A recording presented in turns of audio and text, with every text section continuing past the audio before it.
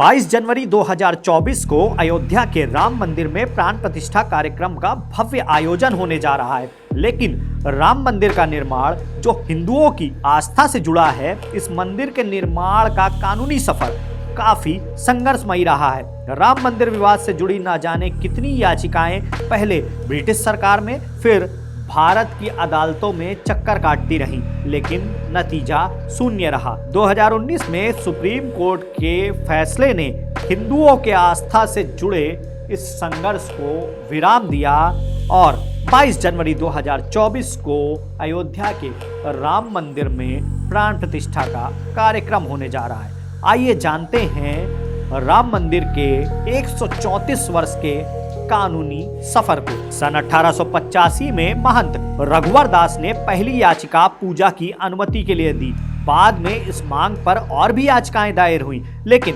महंत रघुवर दास की याचिका तो खारिज हो गई थी। लेकिन कोर्ट ने पहली बार माना था कि अगर मंदिर तोड़कर के मस्जिद बनाई गई है तो ये पूरी तरह से गलत है। सन 1959 में निर्मोही अखाड़े ने राम जन्म स्थान का मालिकाना हक मांगने की पहली याचिका दायर करी थी। 2019 में जो फैसला आया उसमें इस पहलू का महत्वपूर्ण रोल रहा है।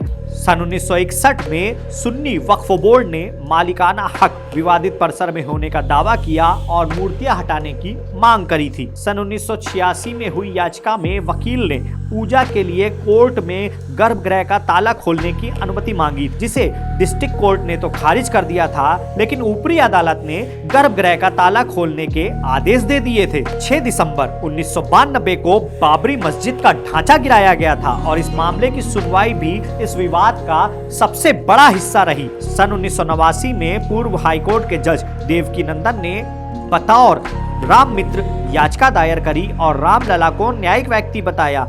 इसमें कई तर्क दिए गए कि हिंदू परंपरा में भगवान को जीवित व्यक्ति माना जाता है। ऐसे में भगवान संपत्ति के मालिक भी हो सकते हैं और कानूनी प्रक्रिया में शामिल भी हो सकते हैं। सन 1888 में ब्रिटिश कानून के तहत भी हिंदू देवी देवताओं को न्यायिक व्यक्ति ही माना जाता था। सन 1993 में अयोध्या भूमि अधिग्रहण के समय डॉक्टर एम इस्माइल ने नमाज पढ़ने के लिए याचिका दायर करी, लेकिन कोर्ट ने याचिका को खारिज करते हुए कहा कि नमाज पढ़ने के लिए मस्जिद अनिवार्य नहीं है। सन 1989 में इलाहाबाद हाई कोर्ट पहुंची याचिकाओं पर सुनवाई 13 साल बाद शुरू हुई।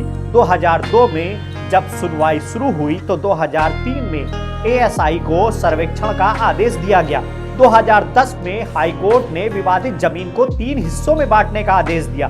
2011 में सुप्रीम कोर्ट ने फैसले को रद्द करते हुए केस हैंडओवर कर लिया। 2019 में भी जब फैसला आया उससे पहले मध्यस्थता कमेटी बनाई गई, जिसे 2 महीने का समय दिया गया था और उन्हें इस केस को निपटाना था, लेकिन ऐसा ना होने के चलते पैनल भंग हो गया। 6 अगस्त 2019 से इस मामले पर सुप्रीम कोर्ट में लगातार सुनवाई शुरू हुई और 40 दिन में सुनवाई पूरी हो गई। 9 नवंबर 2019 को सुप्रीम कोर्ट ने इस मामले में ऐतिहासिक फैसला सुनाया।